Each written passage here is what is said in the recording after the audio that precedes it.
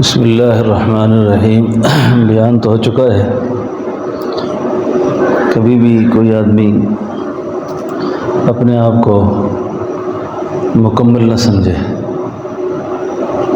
کہ میں رمضان میں بڑا اچھا وقت گزار لیا ہے، بہت نیکیاں سے بیٹھی ہیں تو میں بہت نیک ہو گیا ہوں۔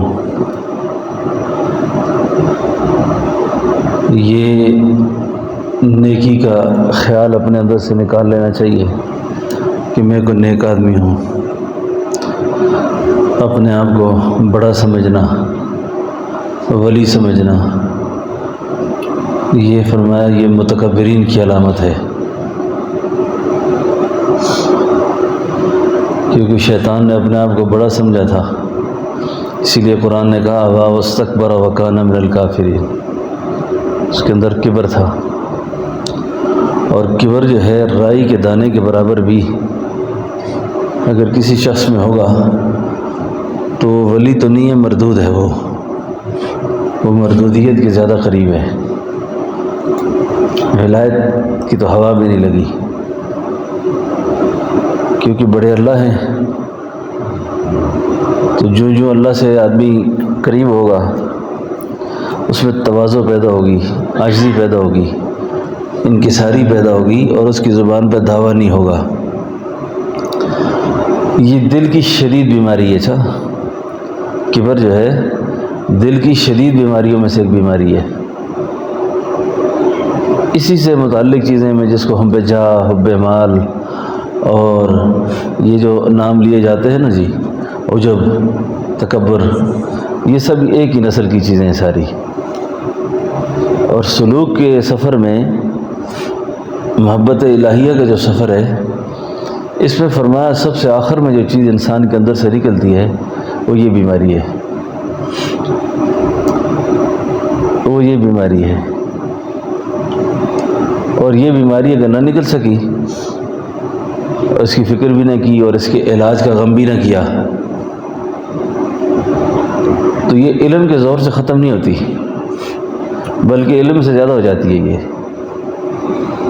علم کے زور سے یہ ختم نہیں ہوتی، علم کے زور سے زیادہ ہو جاتی ہے، یہ کہ بندہ سمجھے کہ شاید میں معلومات حاصل کر لوں گا۔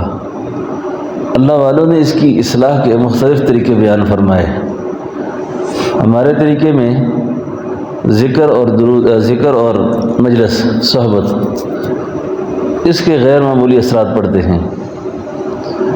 حضرت تھانوی رحمۃ اللہ علیہ کی خدمت میں ایک شخص آیا تو آپ نے بھانپ لیا کہ یہ آدمی ہے متکبر ہے، اور اس کو طویل صحبت چاہیے۔ یہ جو ہدایہ کوئی اٹھا کے لاتا ہے نا، استاد کو، شیخ کو، کسی بڑے آدمی کو کوئی ہدیہ لے کے جائے، اس کے آداب بھی یہ ہیں کہ یہ خود اٹھا کے جائے، اور اپنے منصب اور عہدے کا لحاظ نہ رکھے کہ کسی کو پکڑا دے۔ اگلی بات جو میں کرنے لگا ہوں وہ تو کروں گا انشاءاللہ۔ حضرت کی خدمت میں ایک نواب صاحب مرید ہوئے، تو وہ مٹھائی کا ایک ٹوکرا لے کر آئے، تو ساتھ جو ہے نا ایک اپنے ملازم کو لائے، مٹھائی ملازم نے اٹھائی ہوئی اور لا کر حضرت کے سامنے رکھی، تو حضرت نے دیکھتے ہی فرمایا نواب صاحب اس مٹھائی کو اٹھائیں، چلے ذرا کام ہے باہر چلتے ہیں۔ اب مٹھائی اٹھا کر سارے شہر میں اس نواب کو گھمایا، ایک طرف سے آواز آتی نواب صاحب السلام علیکم، نواب صاحب السلام علیکم، السلام علیکم۔ اب نہ نواب کی جانیں نہیں چھوٹتی سلاموں سے، لوگ سارے جانتے ہیں، اور ایک فقیر کے پیچھے لگا ہوا ہے۔ سارا شہر گھما کر فرمایا یہ تھوڑی سی آپ کی اصلاح مقصود تھی، یہ ان کا طریقہ اصلاح تھا۔ اپنے اپنے مزاج ہوتے ہیں، کیونکہ ڈاکٹر کو، حکیم کو جس طرح سے بھی مریض کو چاہے وہ علاج کر سکتا ہے اپنے فن سے۔ اب ایک آدمی طبیعت میں بہت تیز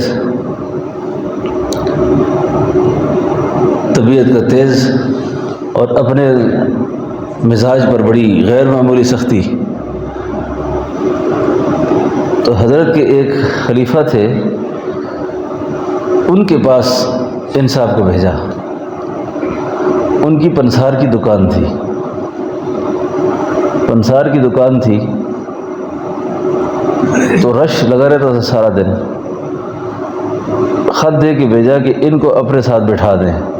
ظاہر ہے وہ بھی سمجھ گئے کہ حضرت نے جو بھیجا ہے اس کو کسی کام کے لیے بھیجا ہے، ویسے ان کو اپنے ساتھ دکان میں بٹھا دیں۔ تو وہ گئے دکان میں بیٹھ گئے۔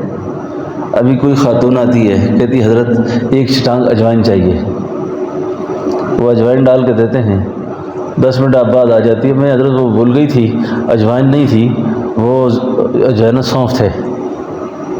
خیر کوئی بات نہیں، سونف لے جاؤ۔ اب دوسرا کوئی آتا، بھئی جی ہمیں ہلدی چاہیے، تو وہ ہلدی دے دیتے۔ تھوڑی دیر کے بعد وہ آ کے واپس کرتی، مجھے پیسے چاہیے، میرے گھر میں ہلدی موجود تھی، غلطی سے لے لی۔ سارا دن یہی بیپار ہوتا۔ 40 دن اس شخص کو اس آدمی کی صحبت میں رکھا تاکہ ان کی طبیعت میں اعتدال پیدا ہو،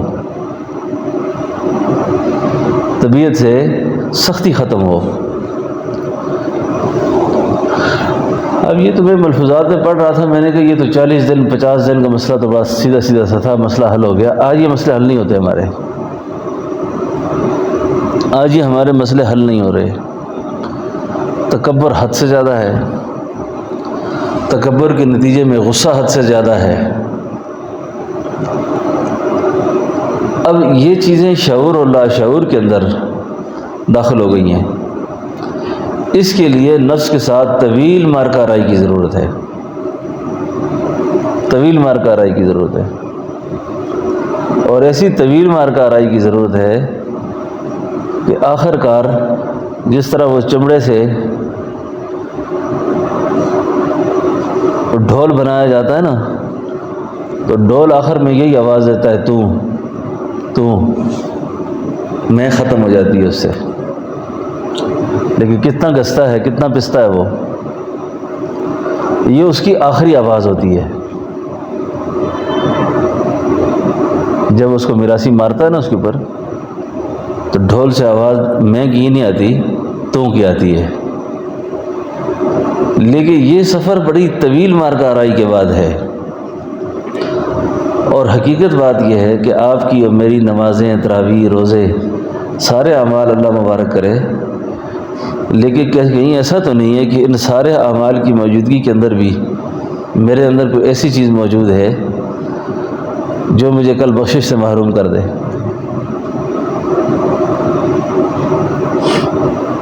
کہیں مجھے نجات سے محروم کر دے۔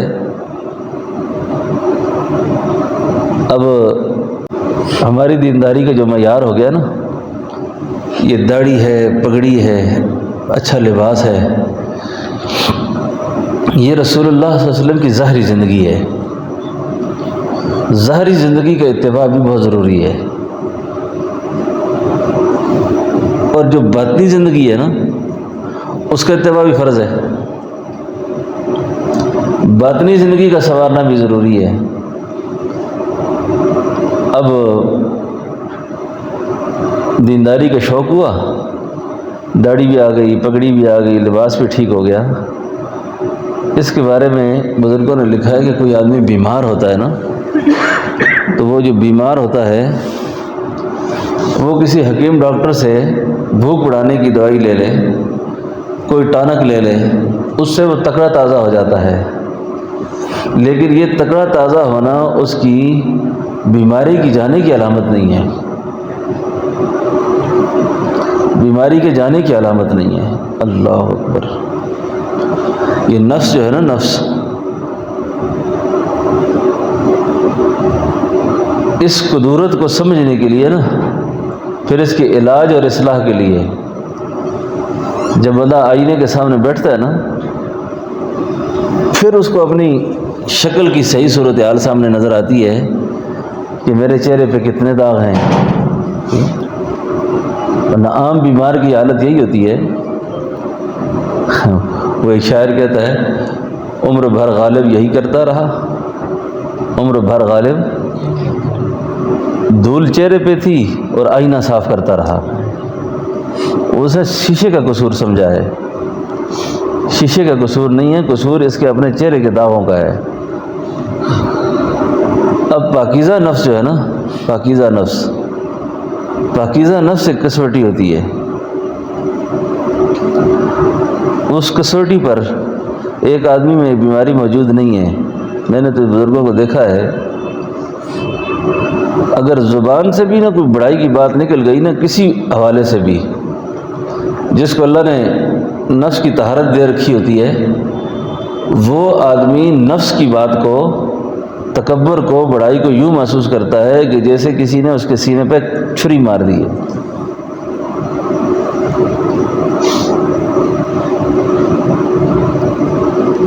یہ تو آپ سارے پرانے دوست بیٹھے ہوئے ہیں۔ میں نے حضرت صاحب رحمۃ اللہ علیہ کے ساتھ ایک سفر میں کہیں نماز پڑھی تو قاری صاحب بہت عمدہ قرآن پڑھ رہے تھے، قرآن بڑا عمدہ پڑھ رہے تھے، لیکن حضرت بار بار نماز میں کہتے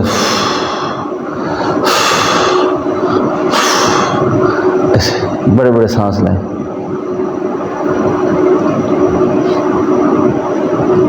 بعد میں کسی مجلس میں مجھے کہا قرآن تو بڑا اچھا پڑھا، لیکن نام کے لیے پڑھ رہے تھے، مجھے بڑی تکلیف ہو رہی تھی، سخت تکلیف ہو رہی تھی۔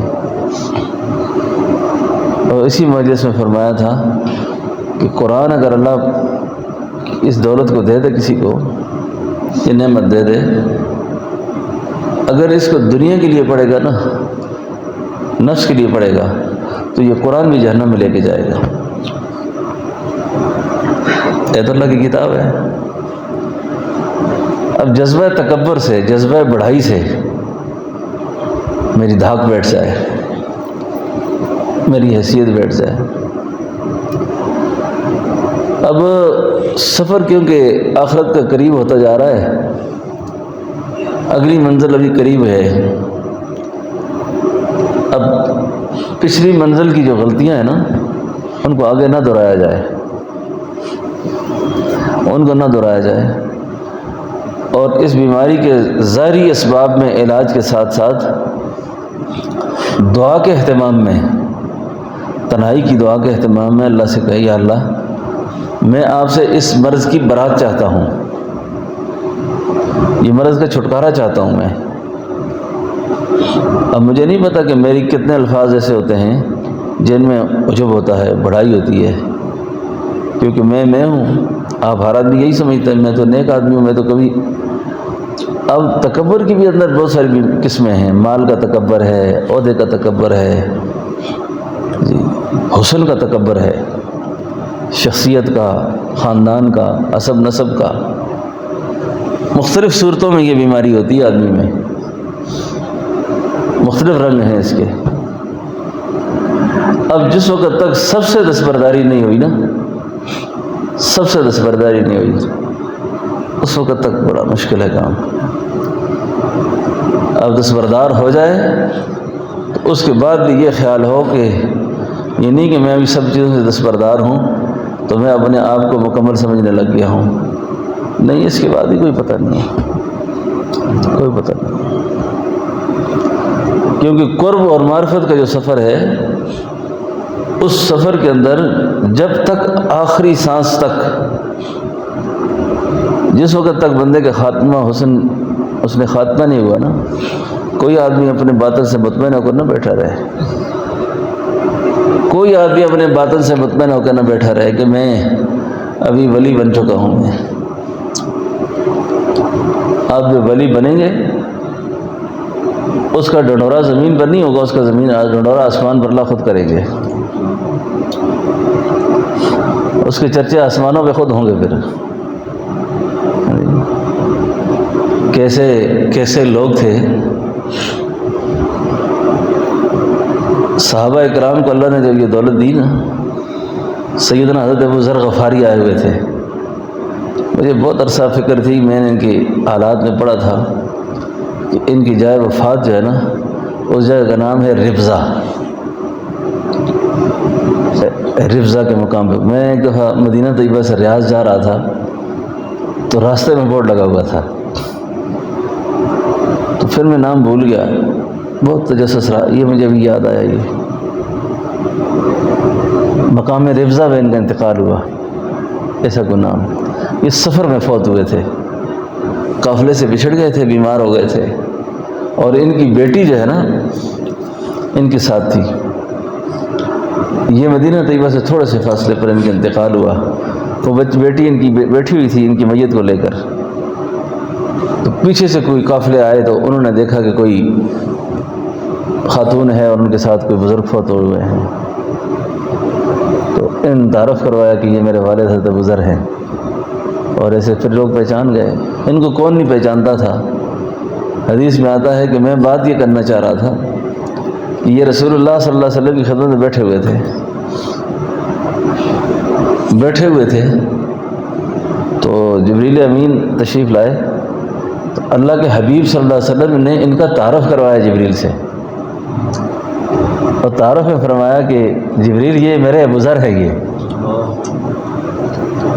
کیا محبت اور کیا اپنائیت کے بلند ترین الفاظ ہے یہ کہ اللہ کے نبی فرماتے ہیں ابوذر یہ میرے ابوذر ہے. یہ جبریل نے بھی آگے سے پتہ کیا کہا کہ حضور ان کو تو زمین والے کم جانتے ہیں، اوپر والے زیادہ جانتے ہیں ان کو.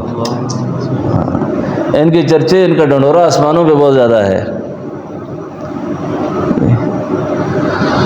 تو جس وقت تعلق محلہ نصیب ہوگا نا جی، پھر اپنی بڑائی کا ڈنڈورا پیٹنے کی ضرورت نہیں ہے کہ میں بڑا ہو گیا ہوں، میں بڑا ہو گیا ہوں. وہ بڑائی کا ڈنڈورا جب آسمان پہ پیٹا جائے گا نا، وہ ہے اصل. پھر فرشتے، نوری مخلوق زمین پر پھیل کر آپ کی میری محبت لوگوں کے دلوں میں ڈال دے گی. یہ ہے اصل. مجھ سے کئی لوگ پوچھتے ہیں کہ حضور کو تسخیر کا عمل ہے، تسخیر کا مسخر کرنے والا عمل. مسخر کرنے کا سب سے بڑا عمل کیا ہے؟ اللہ اللہ، بس یہی عمل ہے. بس کہ آپ جتنا مرضی ہے مسخر کریں کسی کو، جب تک مسخرات میں سے نا آپ نے اللہ کی یاد نہیں کی، اللہ سے تعلق نہیں رکھا، تو آپ مسخرات پڑھ کر کیا کریں گے کہ ہم کسی کو مسخر کر دیں. تو پیر قریشی کے بارے میں لوگ کہتے تھے کہ لوگ ان کے پاس جاتے ہیں، ان کی مجلس میں پھنس جاتے ہیں، پتہ نہیں کون سا جادو رکھتے ہیں یہ اپنے پاس، کون سا مسخرات ہے ان کے پاس. کوئی مسخرات نہیں ہے، صرف اس میں ذات ہے. اللہ اللہ، اللہ کی رضا کے لیے، یہ بھی اللہ کی رضا کے لیے. اس نور کی روشنی میں آ کر اندر سے قدورتیں اور ظلمت اور ساری چیزیں اللہ دور فرماتے ہیں. تو اس لیے ایک تو ذکر و فکر کے دوران بھی، مراقبے میں بھی، اور ویسے بھی اپنی تنہائی کی دعاؤں میں بھی، اور اپنے جائزہ اور احتساب لیتے رہیں کہ میرے اگر کسی گوشہ خیال کے اندر بھی کوئی ایسی چیز موجود ہے نا، تو مجھے اپنے بارے میں فکر رکھنی چاہیے، اپنے بارے میں فکر رکھنی چاہیے کہ میرا معاملہ ابھی تک سیدھا نہیں ہے اور کافی وقت گزر گیا میرا، اور آنے والا وقت پتہ نہیں کتنا ہے.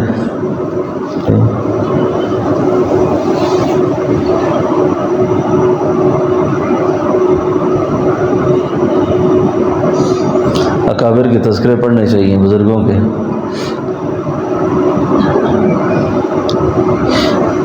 یہ ہمارے جو بزرگ تھے نا حضرت نانوتوی، ان کو ایک آدمی کہتے یہ کافر ہے، ایک مولوی صاحب کہتے یہ کافر ہے.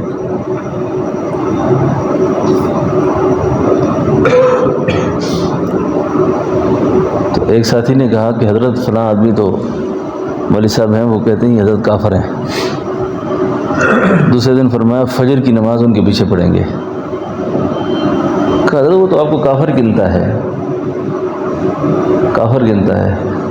کہا نہیں یار، مجھے کسی نے بتایا قرآن بڑا اچھا پڑھتے ہیں، وہ قرآن بڑا اچھا پڑھتے ہیں، تو فجر کی نماز وہاں پڑھیں گے. فجر کی نماز کے لیے جب گئے تو سلام پھیرا تو دیکھا مولوی صاحب نے کہ یہ حضرت بیٹھے ہوئے ہیں، تو بات چلی تو حضرت نے فرمایا کسی نے غلط خبر اڑائی ہوگی آپ کو میرے بارے میں کہ میں کافر ہوں، میں دوبارہ آپ کے سامنے کلمہ پڑھتا ہوں لا الہ الا اللہ محمد رسول اللہ، اگر تھا بھی تو آج مسلمان ہو گیا ہوں، آج مسلمان ہو گیا ہوں۔ بات سمجھے میری؟ حضرت گنگوہی کو کسی نے کہا حضرت فلاں صاحب کہتے ہیں کہ آپ گستاخ رسول ہیں، کہا وہ عشق میں کہہ گئے، ان کو رسول اللہ سے عشق ہے، اللہ کے نبی سے محبت ہے، اس محبت میں ایسی بات کر دی ہوگی اس نے۔ اب ہم نبی کی محبت میں کیا کریں، اس سے لڑائی کریں؟ اب نبی کی محبت میں ہم کہیں گے کہ شکر ہے ایسے لوگ بھی ہیں جو اللہ کے نبی میں اتنی غیرت کھاتے ہیں، شکر ایسے مسلمان موجود ہیں جو غیرت کھاتے ہیں، اور ہمارے بارے میں ان کو یہ غلط فہمی ہوئی ہے کہ ہم گستاخ ہیں۔ تو شکر ہے کہ ایمان والے ایسے موجود ہیں کہ جو کسی کی رائی کے دانے کے برابر بھی ادبی گستاخی کو برداشت نہیں کر رہے، سمجھے نا؟ یہ سبق اس وقت ہوگا، یہ سبق اس وقت ہوگا جب بندہ تکبر سے بری ہوگا، تکبر سے بری ہوگا نا، ابا واستکبر وکان من پھر ولایت نہیں ہے، مردودیت ہے۔ تو ولایت کی علامت یہ ہے کہ آدمی دستبردار ہو جائے، بس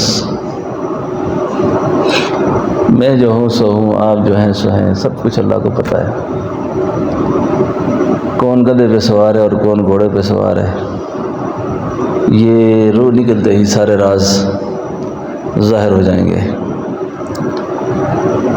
تو اللہ جل شانہ سے مانگیں بھی اور التجا بھی کریں، مجلس کا اہتمام بھی کریں، اور ساتھ ساتھ ذکر کا اہتمام بھی کریں۔ ذکر میں سب سے نافع دولت یہ ہے نا، اللہ اللہ اللہ اللہ، یہ تیر صحیح نشانے پہ لگتا ہے، صحیح نشانے پہ، اور جتنی عوارض ہیں، جتنی بیماریاں ہیں نا، یہ اندر سے نکلنا شروع ہو جاتی ہیں۔ اور دوسرا عمل درود شریف کا ہے کہ اس سے طبیعت میں حلم اور بردباری پیدا ہوتی ہے، سنجیدگی پیدا ہوتی ہے، غصہ ٹھنڈا پڑ جاتا ہے۔ وصلی اللہ علی النبی الامی، وصلی اللہ علی النبی الامی، وصلی اللہ علی النبی الامی۔ اللہ ہم سب کو عمل کی سمجھ کی توفیق دے۔ ربنا تقبل منا انک انت السمیع العلیم وتب علینا انک انت التواب الرحیم۔ اللہ ہماری ظاہری و باطنی بیماریاں دور فرما، پریشانیاں اللہ دور فرما، مشکلات کو آسان فرما۔ اللہ ہمارے قرض مرض دور فرما، علت سے ذلت سے بچا، بری موت سے برے انجام سے بچا، خاتمہ بالخیر ایمان پہ فرما، معذور ہونے سے بچا، محتاج ہونے سے بچا، مقروض ہونے سے بچا۔ جب تک ہم زندگی کے دن ہمارے باقی ہیں اللہ تو ہم سے راضی ہو جا، اس وقت تک اللہ اپنے پاس نہ بلا جب تک تو ہم سے راضی نہ ہو جائے۔ ہماری ظاہری بیماریاں، باطنی بیماریاں جو ہمارے علم ہیں وہ بھی، اور جو ہمارے علم میں نہیں ہے وہ بھی اللہ ہم سے دور فرما، یا اللہ ہم سے دور فرما۔ وصلی اللہ تعالی علی خیر خلقہ محمد وعلی آلہ واصحابہ واہل بیتہ اجمعین برحمتک یا اللہ۔